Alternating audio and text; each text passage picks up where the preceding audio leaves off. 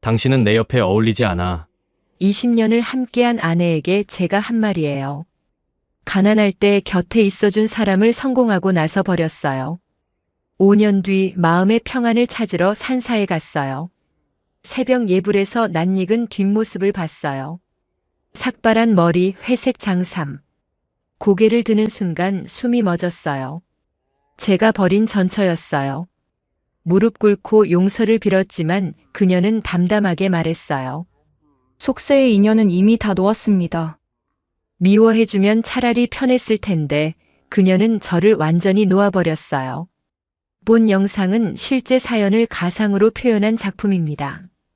등장인물의 이름, 회사명 등은 가명임을 알려드립니다.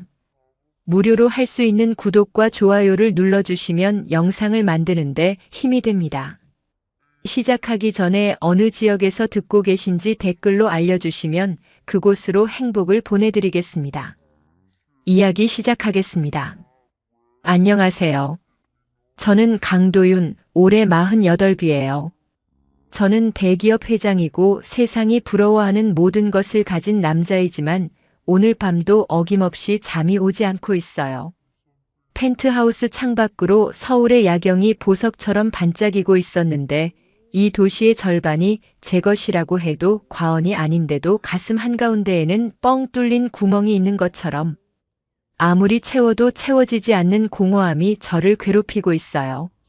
위스키를 한 잔 따르니 얼음이 잔에 부딪히는 맑은 소리가 텅 빈 거실에 외롭게 울려 퍼졌고 새벽 3시에 저는 또다시 혼자였어요. 새 아내 세리는 안방에서 깊은 잠에 빠져 있는데 36살의 젊고 아름다운 여자와 결혼한 지 3년이 지났지만 저는 이상하게도 그녀 옆에서 편히 잠든 적이 거의 없어요. 원하던 여자와 결혼했는데도 밤마다 다른 사람의 꿈을 꾸고 있으니 정말 모순적이지 않나요? 창밖을 멍하니 바라보다가 문득 5년 전 그날의 기억이 파도처럼 밀려왔어요. 이혼 서류를 회원 앞에 내밀던 그날, 그녀가 저를 올려다보던 눈빛이 5년이 지난 지금까지도 너무나 생생하게 남아있는데 그 눈빛에는 슬픔도 분노도 원망도 담겨 있지 않았고 그냥 텅 비어 있었어요. 당신은 내 옆에 어울리지 않아.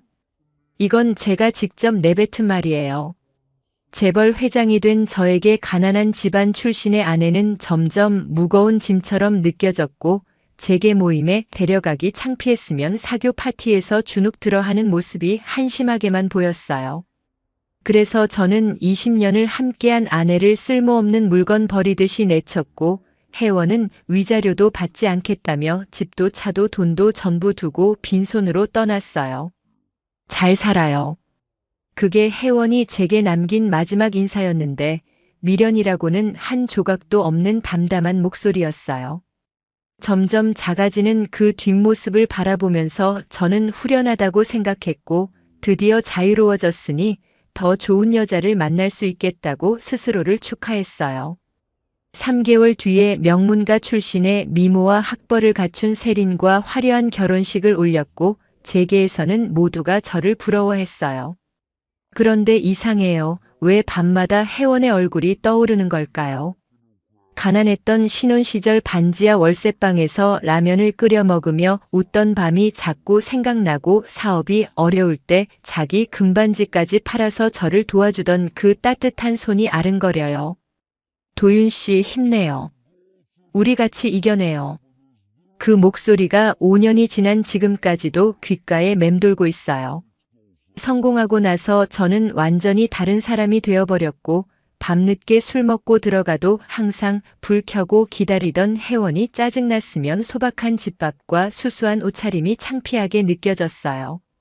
지난주에 창고 구석에서 오래된 상자 하나를 발견했는데 열어보니 혜원이 두고 간 물건들 사이에 낡은 앨범이 있었고 그 안에는 제주도 바닷가에서 찍은 신혼여행 사진 속 환하게 웃고 있는 혜원이 있었어요.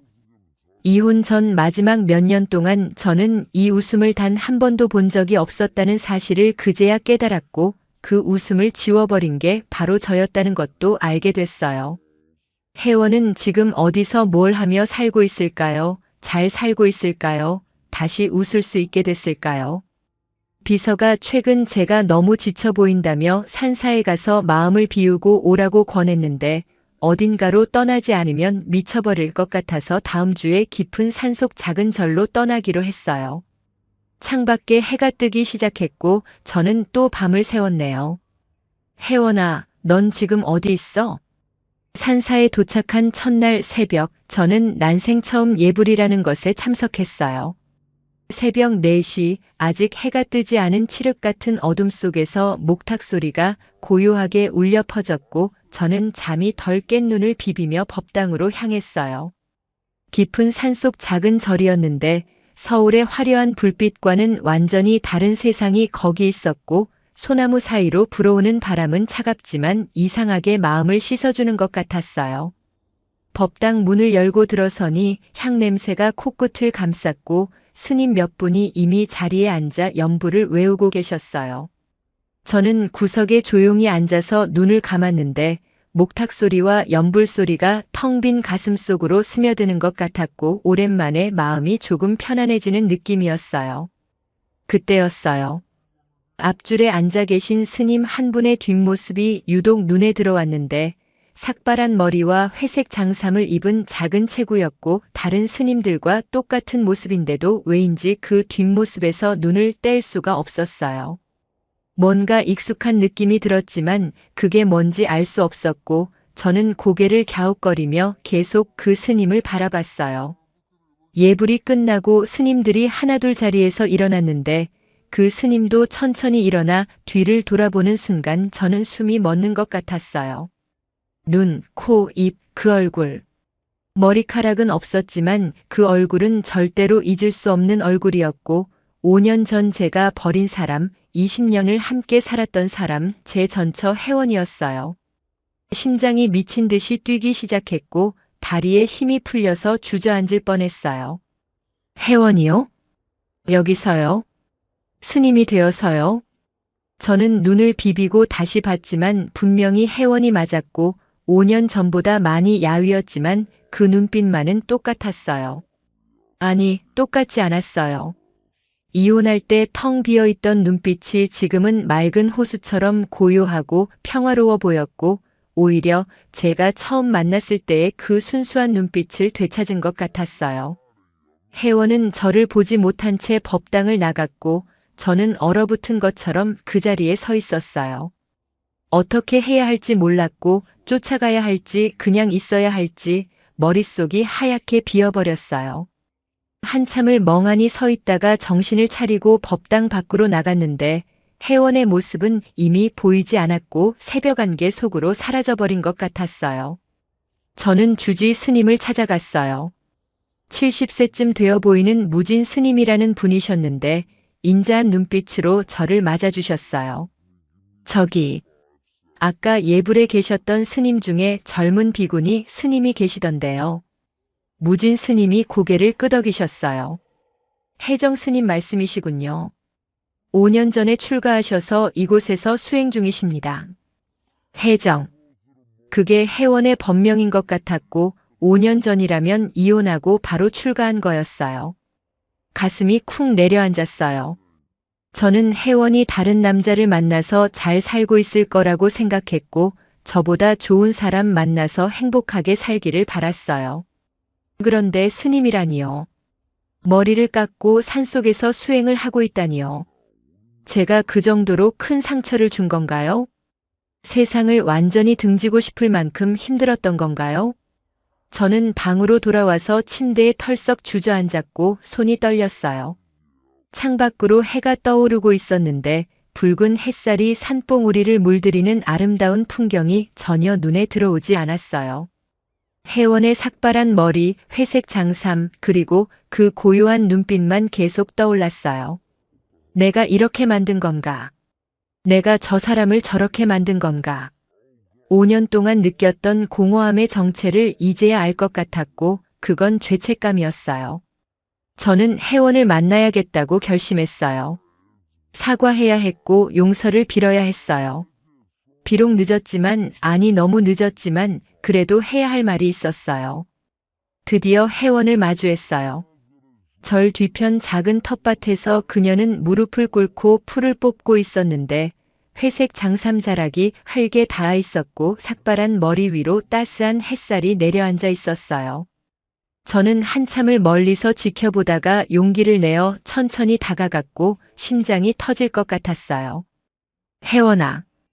5년 만에 부르는 그 이름이 입안에서 떨렸고 그녀가 천천히 고개를 들어 저를 바라봤어요. 눈이 마주쳤는데 그 눈빛에는 놀람도 반가움도 원망도 없었고 마치 낯선 사람을 보는 것처럼 담담했어요. 시주께서는 누구를 찾으시나요? 그 목소리는 분명 혜원의 것이었지만 완전히 다른 사람의 목소리 같았고 20년 동안 들었던 따뜻하고 다정한 목소리가 아니라 깊은 산속 계곡물처럼 맑고 차분한 목소리였어요. 저는 말문이 막혔어요. 나야 도윤이야. 못 알아보겠어? 혜원이 아니 혜정 스님이 천천히 일어나 흙을 털었고 합장을 하며 고개를 숙였어요. 속세의 인연은 이미 다 놓았습니다. 그 말 한마디가 가슴에 비수처럼 꽂혔어요. 속세의 인연을 놓았다는 건 저를 포함한 모든 과거와 이별했다는 뜻이었고 더 이상 저를 전남편으로도 아는 사람으로도 생각하지 않는다는 뜻이었어요. 혜원아, 내 말 좀 들어봐. 제발. 저는 그녀 앞으로 다가갔지만 혜원은 한 발짝 물러섰고 그 거리가 5년이라는 시간보다 더 멀게 느껴졌어요. 미안해. 정말 미안해. 내가 잘못했어. 저는 참았던 말들을 쏟아내기 시작했어요. 당신 옆에 어울리지 않는다고 했던 그 잔인한 말이 후회된다고 20년 동안 헌신한 당신을 버린 내가 얼마나 나쁜 놈이었는지 이제야 알겠다고 제발 한 번만 용서해달라고 말했어요. 혜원은 아무 말 없이 제 말을 듣고 있었고 그 고요한 눈빛이 오히려 저를 더 무너지게 만들었어요. 차라리 소리를 지르거나 울거나 원망을 해주면 좋겠는데 그녀는 마치 먼 산을 바라보듯 저를 바라볼 뿐이었어요. 다시 시작하면 안 될까? 내가 잘못했어. 이번엔 정말 잘할게. 제 목소리가 떨리고 있었고 눈에서 눈물이 흘러내렸어요. 48 인생에서 사람 앞에서 우는 건 처음이었는데 그것도 내가 버렸던 전처 앞에서 울고 있다니 스스로가 한심하면서도 눈물을 멈출 수가 없었어요. 혜원이 천천히 입을 열었어요. 시주께서 찾으시는 분은 이미 이 세상에 없습니다. 무슨 뜻인지 알 것 같았어요. 정혜원이라는 여자는 5년 전 그날 죽었고 지금 제 앞에 있는 사람은 혜정 스님이라는 완전히 다른 존재라는 뜻이었어요. 저는 무릎을 꿇었어요. 딱딱한 흙바닥에 무릎이 닿았지만 아프지 않았고 가슴이 훨씬 더 아팠어요. 제발 제발 한 번만. 혜원은 저를 내려다보다가 조용히 합장했고 그리고는 돌아서서 걸어가기 시작했어요. 혜원아. 저는 소리쳤지만 그녀는 멈추지 않았고 회색 장삼 자락이 바람에 나부끼며 점점 멀어져 갔어요. 저는 무릎 꿇은 채로 그 뒷모습을 바라봤고 5년 전 이혼할 때 혜원이 떠나던 뒷모습이 겹쳐 보였어요. 그때는 제가 보냈고 지금은 그녀가 떠나는 거였어요. 그제야 깨달았어요. 혜원은 저를 원망하지 않았고 미워하지도 않았어요. 그녀에게 저는 더 이상 상처를 줄 수 있는 사람이 아니었고 분노할 가치도 없는 사람이었어요. 그게 가장 잔인한 복수였어요. 저를 미워해주면 차라리 마음이 편했을 텐데 그녀는 저를 완전히 놓아버렸고 저는 그 무관심 앞에서 처음으로 제가 얼마나 작은 존재인지 깨달았어요. 저는 산을 내려왔어요. 혜원을 만난 다음 날 아침 짐을 챙겨서 절을 떠났고 산길을 걸으면서 계속 뒤를 돌아봤지만 혜원의 모습은 어디에도 보이지 않았어요. 그녀는 저를 배웅하러 나오지 않았고 아마 다시 수행에 들어갔을 거예요. 제 이름도 제가 왔다 간 것도 어제의 만남도 모두 흘러가는 구름처럼 놓아버렸겠죠. 산문을 나서는 순간 갑자기 다리에 힘이 풀려서 돌계단에 주저앉았고 눈물이 쏟아졌어요. 평생 운 적 없는 남자가 산속에서 혼자 울고 있었고 지나가던 등산객들이 이상한 눈으로 쳐다봤지만 상관없었어요. 20년 전 가난했던 시절 혜원은 저의 전부였어요. 반지하 월세방에서 함께 라면을 먹으며 미래를 꿈꿨고 사업이 힘들 때면 언제나 제 손을 잡아주었고 성공하면 행복해질 거라고 저를 다독여줬어요. 그런데 정작 성공하고 나서 제가 한 일은 그녀를 버린 것이었고 가난할 때 곁에 있어준 사람을 부끄럽다는 이유로 내쳤어요. 지금 생각하면 미친 짓이었는데 그때는 그게 당연하다고 생각했어요. 서울로 돌아오는 차 안에서 계속 혜원의 얼굴이 떠올랐고 삭발한 머리 위로 내려앉던 햇살, 고요한 눈빛, 그리고 속세의 인연은 이미 다 놓았습니다라던 그 담담한 목소리가 귓가에 맴돌았어요. 집에 도착하니 세린이 거실에 앉아 있었고 제 얼굴을 보더니 눈을 크게 떴어요. 여보, 무슨 일 있었어요? 얼굴이 왜 그래요? 저는 대답하지 않고 방으로 들어갔고 문을 닫고 침대에 누웠어요. 천장을 바라보며 생각했는데 저는 지금 뭘 가지고 있는 걸까요? 돈이요? 많아요. 쓰고도 남을 만큼 있어요. 권력이요? 재계에서 제 말 한마디면 움직이는 사람이 수백 명이에요. 명예요? 신문에 제 이름이 나오지 않는 날이 없어요. 그런데 왜 이렇게 비어 있을까요? 혜원이 떠나고 나서야 깨달았어요. 저를 인간으로 만들어주던 사람은 혜원이었고 제가 아무것도 아니었을 때 저를 사랑해준 유일한 사람이었으며 제가 성공해도 변하지 않고 곁에 있어준 사람이었어요. 그런데 저는 그녀를 짐이라고 생각했고 부끄러운 존재라고 여겼으며 결국 버렸어요. 일주일이 지나고 한 달이 지나도 혜원의 얼굴이 머릿속에서 떠나지 않았고 회의 중에도 골프를 칠 때도 잠들기 전에도 계속 그녀가 생각났어요. 다시 산사에 가볼까 생각했지만 가서 뭘 하겠어요. 그녀는 이미 저를 놓아버렸는데 제가 아무리 매달려도 돌아오지 않을 거예요. 차라리 저를 미워해줬으면 좋겠어요. 원망이라도 해줬으면, 소리라도 질러줬으면, 그러면 저도 마음이 좀 편했을 텐데요. 그녀는 저를 완전히 놓아버림으로써 가장 큰 복수를 한 거예요. 저를 더 이상 필요로 하지 않는 것, 저 없이도 평화롭게 사는 것, 그게 얼마나 잔인한 일인지 이제야 알겠어요. 어느 날 밤 서재에서 위스키를 마시다가 오래된 상자를 다시 꺼냈어요.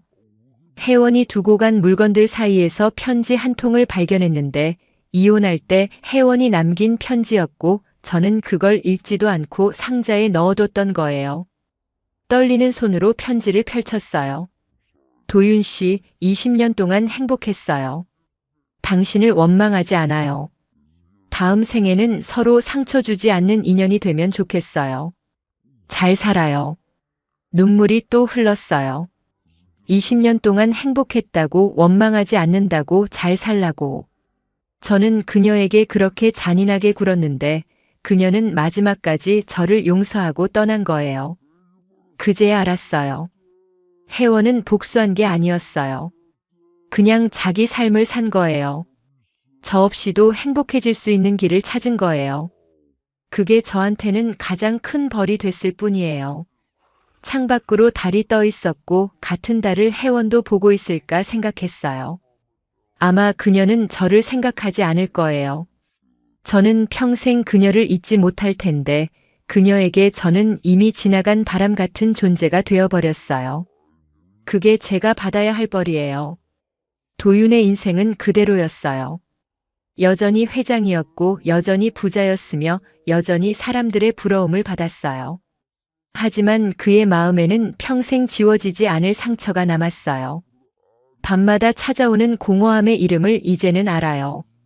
그건 혜원이었어요. 그리고 혜원은 오늘도 깊은 산속에서 수행 중이에요.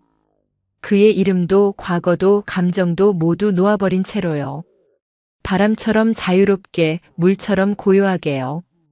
이야기가 감동적이었다면 구독과 좋아요 눌러주시고 주인공에게 응원의 댓글도 부탁드립니다.